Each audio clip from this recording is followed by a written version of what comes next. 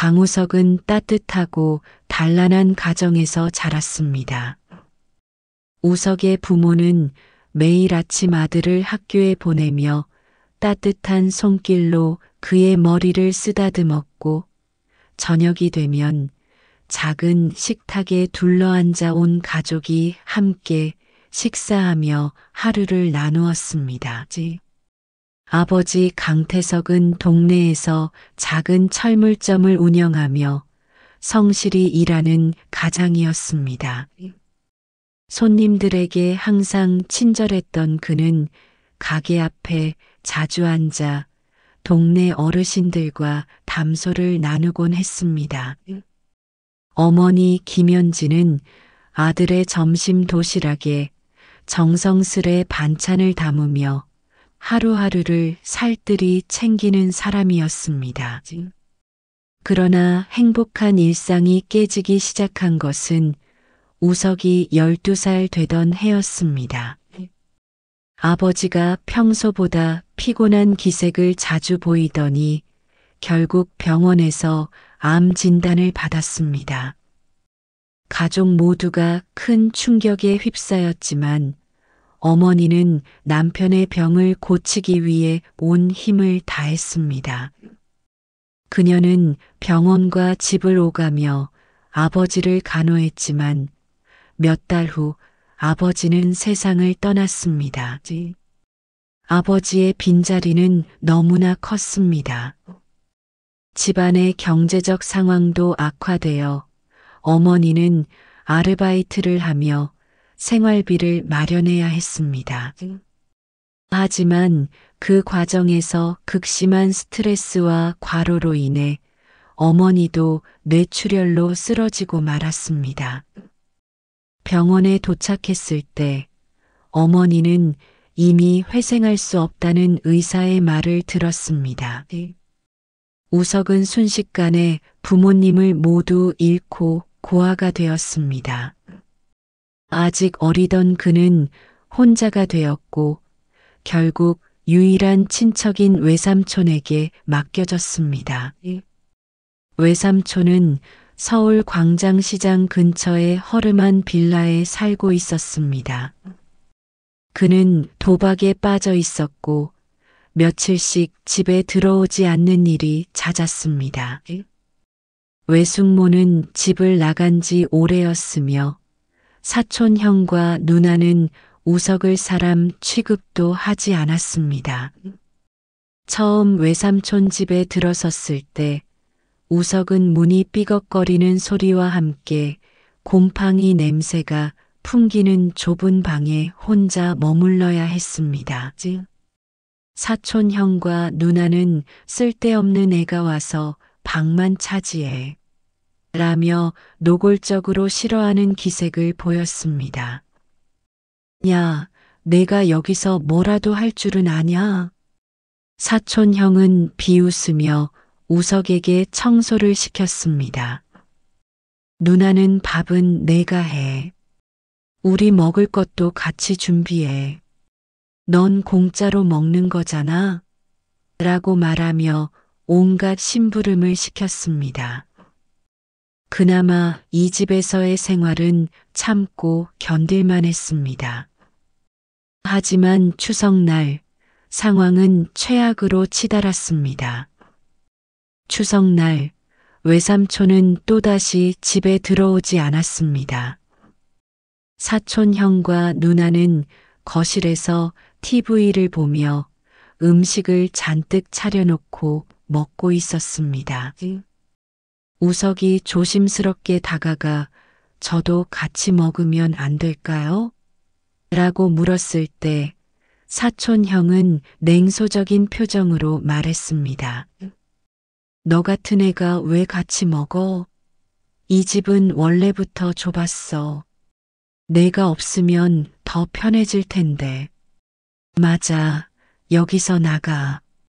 우리 음식까지 내가 축내잖아.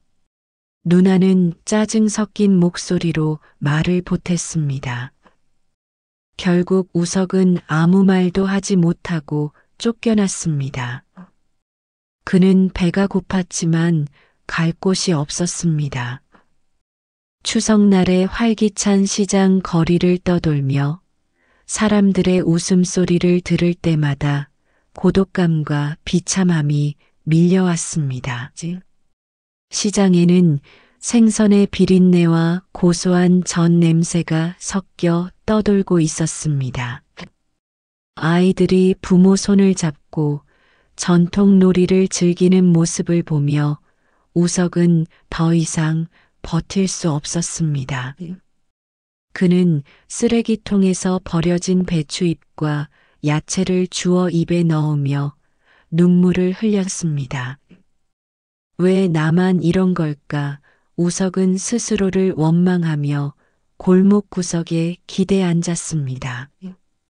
바로 그때 시장 국밥집에서 이국주 할머니가 우석을 발견했습니다. 그녀는 주저없이 다가와 물었습니다. 얘야, 여기서 뭐하고 있는 거니? 추운데 왜 집에 안 들어가고 이러고 있니? 우석은 잠시 말을 잃었지만 이내 조용히 고개를 떨구며 대답했습니다. 집에서 나왔어요. 갈 곳이 없어요. 국주 할머니는 안쓰러운 표정을 지으며 우석을 국밥집으로 데려갔습니다. 따뜻한 국밥 한 그릇이 그의 앞에 놓였고 우석은 눈물을 참으며 조심스럽게 숟가락을 들었습니다. 우석은 이국주 할머니의 국밥집 쪽방에서 새로운 삶을 시작했습니다. 방은 낡고 비좁았지만 우석에게는 세상에서 가장 따뜻한 공간처럼 느껴졌습니다. 바람을 막아주는 창문, 가느다란 전등빛, 그리고 깨끗하게 정리된 이불 한 채가 그곳의 전부였지만 그것으로 충분했습니다. 다음 날 아침 할머니는 우석에게 국밥 한 그릇을 내어주며 말했습니다. 얘야, 내가 여기서 지낼 동안은 내 식구라고 생각해도 돼. 밥 굶을 일은 없을 거야. 우석은 그 말에 가슴이 먹먹해졌습니다. 감사합니다라는 짧은 대답 뒤로 더 이상의 말을 잇지 못했지만 그의 눈빛은 한없는 감사와 안도감을 담고 있었습니다. 국밥집은 아침부터 손님들로 붐볐습니다. 시장 상인들과 이른 아침장을 본 손님들이 작은 공간을 채웠고 국밥 한 그릇에 담긴 온기가 모두를 위로하는 듯 했습니다. 얘야, 테이블 여기 좀 치워줄래? 손님들이 앉아야 하거든. 할머니의 말에 우석은 얼른 몸을 움직였습니다. 그는 처음으로 국밥집 일을 돕기 시작했습니다. 무거운 그릇을 나르고 손님들이 떠난 테이블을 닦으며 익숙하지 않은 일을 배워갔습니다. 일은 쉽지 않았습니다. 무거운 그릇을 나르다 종종 손을 대기도 했고 손님들의 빨리빨리 재촉하는 말투에 당황하기도 했습니다. 하지만 우석은 불평하지 않았습니다. 그는 할머니가 자기를 받아준 은혜를 갚고 싶었고 열심히 하면 자신의 자리가 생길 것이라는 희망을 품었습니다. 얘야, 힘들지 않니? 할머니가 물었습니다. 아니에요. 저는 괜찮아요. 여기서 지낼 수 있는 것만으로도 감사해요. 우석의 대답은 할머니의 마음을 뭉클하게 했습니다. 국주 할머니는 우석에게 자신의 이야기를 들려주었습니다. 그녀는 어린 나이에 남편을 잃고 홀로 아들을 키우며 국밥집을 운영해 왔습니다. 내 아들은 내 또래였을 때 정말 씩씩했어. 공부도 잘하고 무엇보다 사람을 참 좋아했지. 하지만 젊은 나이에 사고로 떠났단다. 할머니의 목소리가 떨렸습니다. 우석은 조용히 고개를 숙이고 있었습니다. 넌 우리 아들이랑 참 닮았어. 그래서 처음 봤을 때 그냥 지나칠 수가 없었단다. 우석은 아무 말도 하지 못했지만 그 순간 국주 할머니가 자신을 진심으로 걱정하고 있다는 것을 느꼈습니다. 우석은 국밥집에서 일을 배우며 할머니의 모습을 가까이에서 지켜보았습니다. 작은 가게 하나를 운영하면서도 할머니는 손님 한 사람 한 사람에게 정성을 다했습니다. 밥 한 그릇도 누군가의 하루를 바꿀 수 있어. 할머니는 늘 그렇게 말했습니다. 그 말을 들으며 우석은 자신의 삶에도 작은 목표를 세우기 시작했습니다. 언젠가 나도 나만의 국밥집을 열어서 나처럼 힘든 사람들을 도울 수 있으면 좋겠다. 밤이 되면 우석은 할머니가 주신 중고책으로 검정고시 공부를 시작했습니다. 그는 학교에 다닐 형편이 되지 않았지만 스스로 공부하며 새로운 길을 찾기로 결심했습니다. 우석은 점차 시장 사람들에게도 익숙해졌습니다.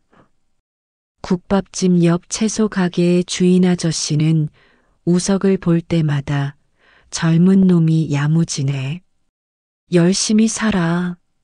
라고 격려했고 생선 가게 아줌마는 우석이 일을 도와줄 때마다 생선 한 마리를 건네며 말했다. 이건 가져가서 너희 할머니랑 나눠 먹어. 그는 국밥집 일을 하면서도 틈틈이 다른 상인들을 도우며 자신의 자리를 만들어 갔습니다. 그의 성실함은 점차 사람들에게 인정받기 시작했습니다. 국밥집은 매일 분주했지만 우석은 점점 더 능숙해졌습니다. 손님들이 그 젊은 친구가 참 잘하네.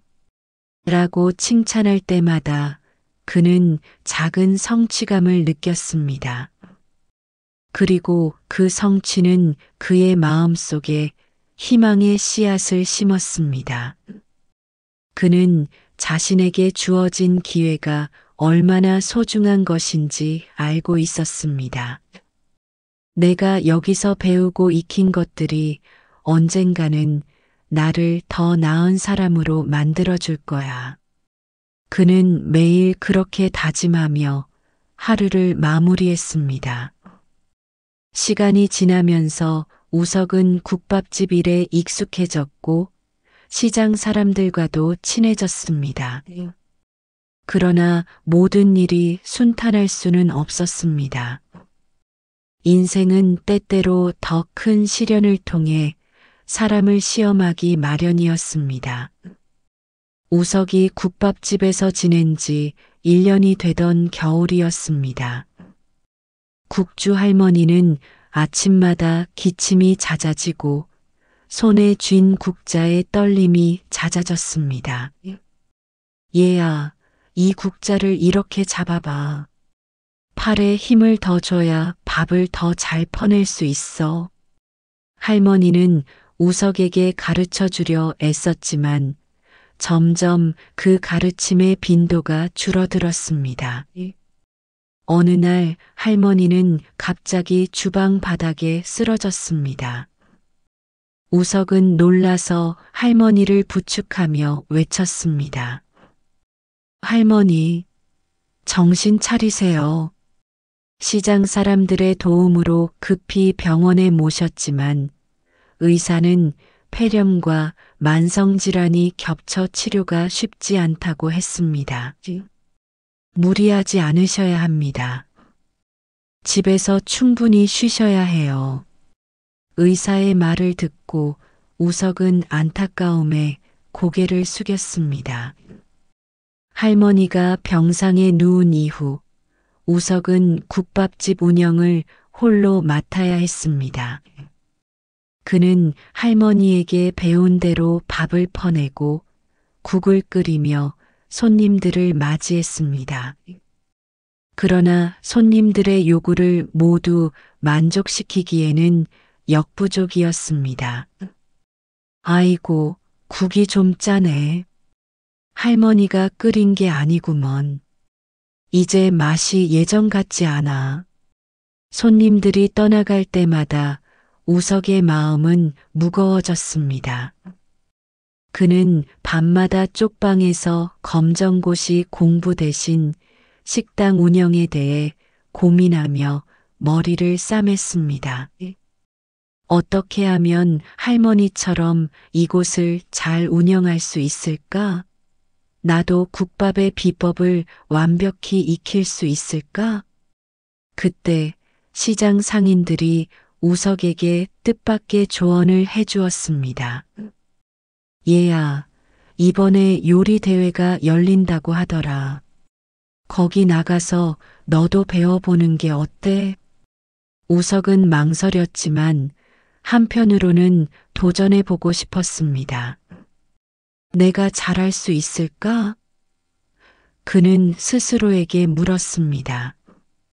그러나 그에게는 더 이상 물러설 곳이 없었습니다. 그는 자신이 배운 국밥 요리로 대회에 참가하기로 결심했습니다. 대회장에 도착한 우석은 수많은 참가자들의 실력을 보고 압도당했습니다. 요리를 시작하자마자 긴장한 탓인지 국의 간이 맞지 않았고 서둘러 움직이다 실수로 재료를 쏟기도 했습니다. 심사위원들이 국밥을 맛보며 고개를 갸웃거리는 모습을 보자 우석은 숨이 막히는 듯 했습니다. 아직 멀었구나. 대회 결과는 참담했습니다. 그는 입상조차 하지 못했고 대회장을 나오는 길에 사람들이 중얼거리는 소리가 귀에 맴돌았습니다. 어린 친구가 아직 많이 부족하네. 저렇게 해선 성공 못할 거야. 우석은 실패의 무게를 견디기 힘들었습니다. 국밥집으로 돌아온 그는 텅 빈 식당 안에서 멍하니 주저앉았습니다. 내가 정말 할 수 있을까? 아니면 그냥 여기서 포기해야 하나? 그러나 그때 문득 할머니가 병상에서 했던 말이 떠올랐습니다. 얘야, 밥 한 그릇도 사람의 마음을 따뜻하게 할 수 있어.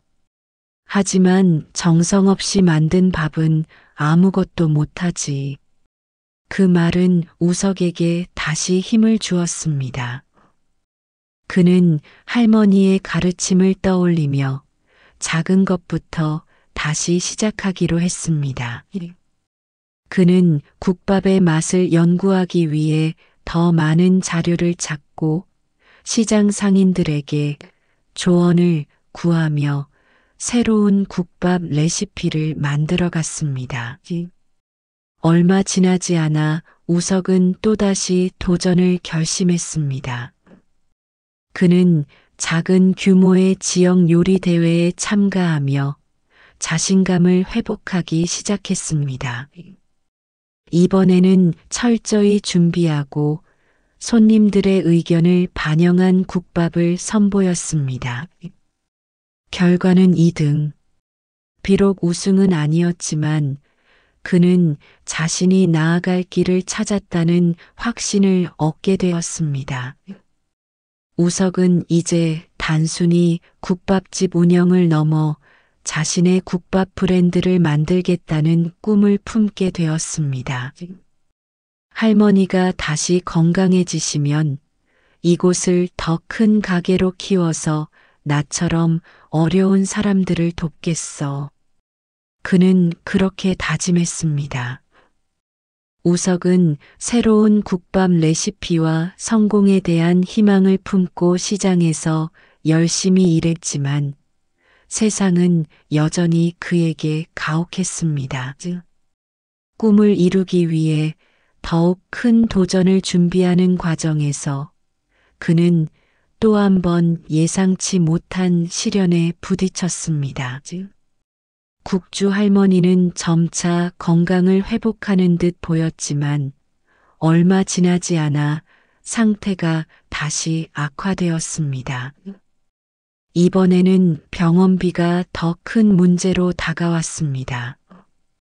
시장 사람들의 도움에도 한계가 있었고 우석은 할머니를 보며 무력감을 느꼈습니다. 얘야, 걱정 마라. 난 너만 잘 크면 그걸로 충분하다. 할머니는 희미한 미소를 지으며 말했지만 우석의 가슴은 무거웠습니다. 할머니, 저는 할머니가 행복하게 오래오래 사셨으면 좋겠어요. 우석은 눈물을 꾹 삼키며 답했습니다. 어느 날 우석의 과거가 다시 그를 덮쳤습니다. 도박 중독으로 사라졌던 외삼촌이 시장에 나타난 것입니다. 외삼촌은 시장 사람들에게 빚을 갚아달라고 애원하며 우석이 일하는 국밥집에까지 찾아왔습니다. 야, 우석아, 너 이 식당 돈 좀 벌었다며? 나 좀 도와줘야지. 외삼촌은 뻔뻔한 태도로 요구했습니다. 우석은 분노를 억누르며 외삼촌의 요구를 거절했습니다. 삼촌, 저는 더 이상 삼촌 때문에 힘들어질 수 없어요. 할머니 병원비로도 벅찹니다. 외삼촌은 우석의 말을 무시한 채 국밥집 주방에 들어와 소란을 피웠습니다.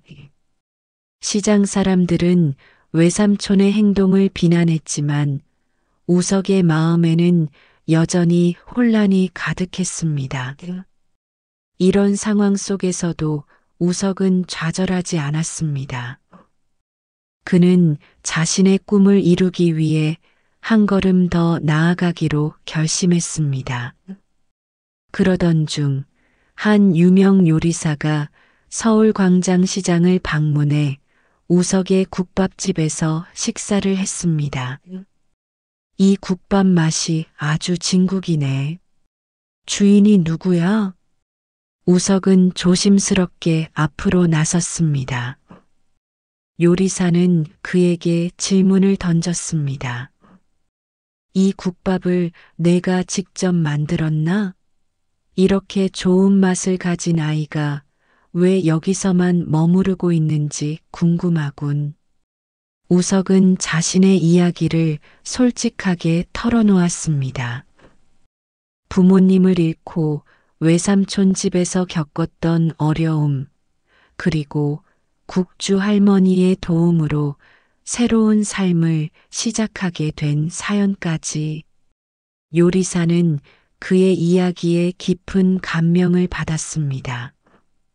내가 여기까지 오느라 얼마나 힘들었는지 알겠구나. 내 재능을 더 키우고 싶지 않겠니? 내 레스토랑에서 배워보는 게 어떻겠니? 우석은 고민에 빠졌습니다. 요리사의 제안을 받아들이면 할머니와 국밥집을 잠시 떠나야 했습니다. 하지만 그는 더 큰 목표를 이루기 위해 이 결정을 해야 한다는 것을 깨달았습니다. 할머니, 저에게 기회가 생겼어요.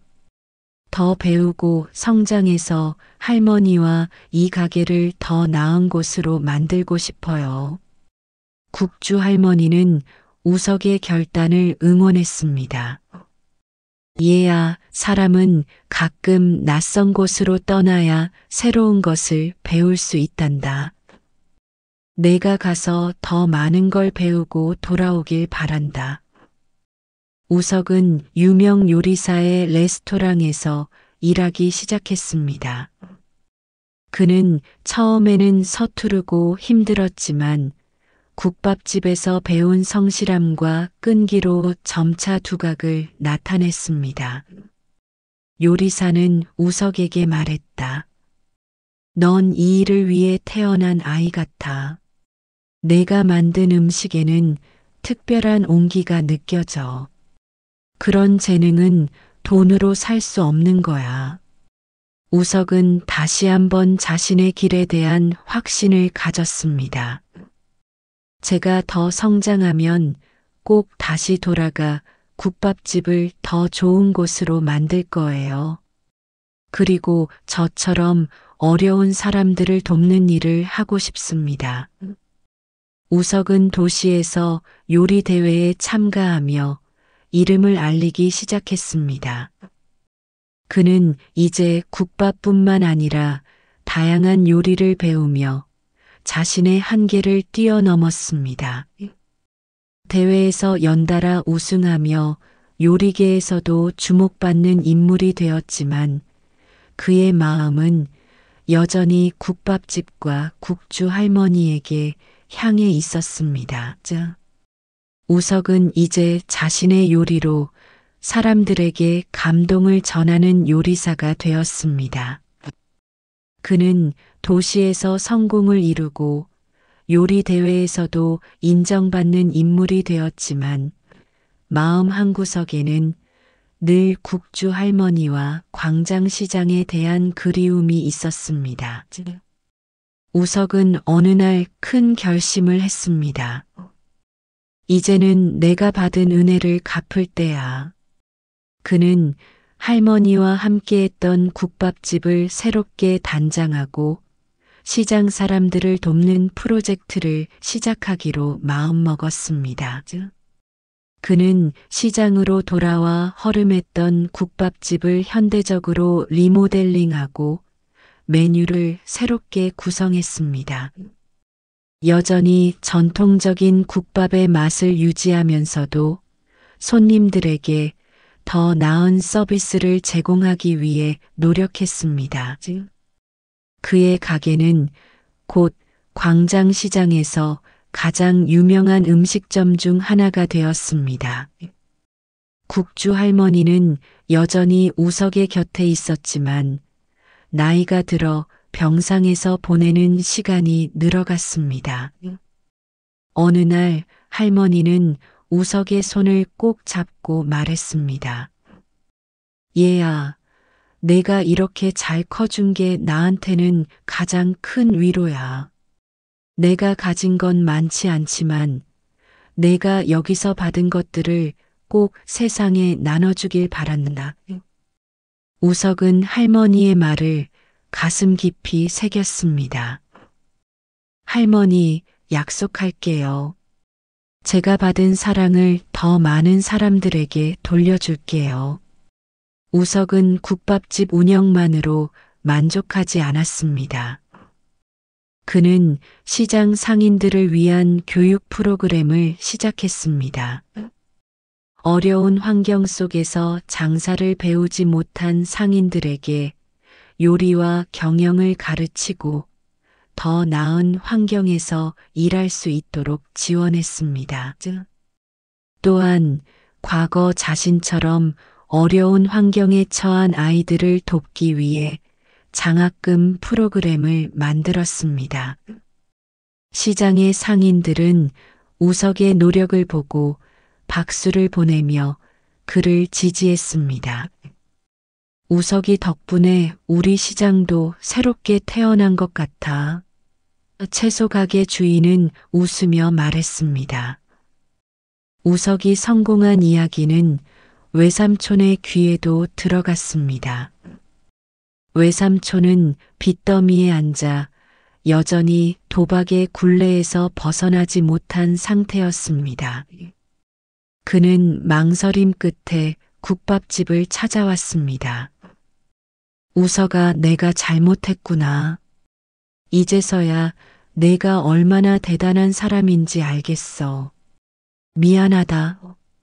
외삼촌의 초라한 모습을 본 우석은 잠시 말을 잃었습니다. 과거의 상처가 떠올랐지만 그는 복수를 선택하지 않았습니다. 대신 조용히 외삼촌을 도와줄 방법을 고민했습니다. 삼촌, 제가 기회를 드릴게요. 하지만 그걸 지키는 건 삼촌 몫이에요. 우석은 외삼촌에게 최소한의 도움을 제공하며 그에게 다시 살아갈 기회를 주었습니다. 우석의 이야기는 시장을 넘어 도시 전체에 퍼졌습니다. 그는 시장 사람들에게만 도움을 주는 것을 넘어 전통 음식을 알리고 어려운 환경에 처한 사람들을 지원하는 활동을 시작했습니다. 그의 노력은 많은 사람들에게 영감을 주었고 그의 이름은 요리사로서뿐만 아니라 희망을 전하는 사람으로 널리 알려졌습니다. 그날도 평범하게 가게를 열었습니다. 우석은 국밥집 앞에서 어린 소년을 만났습니다. 그 아이는 자신이 어린 시절 그랬던 것처럼 힘든 환경에서 살아가는 아이였습니다. 사장님, 저도 열심히 하면 사장님처럼 될 수 있을까요? 소년의 눈빛에서 우석은 자신의 과거를 보았습니다. 그는 소년의 어깨를 가만히 두드리며 말했습니다. 내가 포기하지 않는다면 반드시 그렇게 될 수 있어. 내가 내 옆에서 도와줄게. 그 소년은 우석의 국밥집에서 돕기 시작했습니다. 자신이 할머니에게 받았던 도움을 그대로 전할 수 있었습니다. 시간이 흘러 우석의 국밥집은 단순한 음식점이 아니라 사람들에게 희망과 사랑을 전하는 공간으로 자리 잡았습니다. 그는 여전히 국밥 한 그릇에 담긴 정성으로 사람들을 위로하며 자신이 걸어온 길을 잊지 않았습니다. 추석날 우석은 시장 사람들과 함께 큰 잔치를 열었습니다.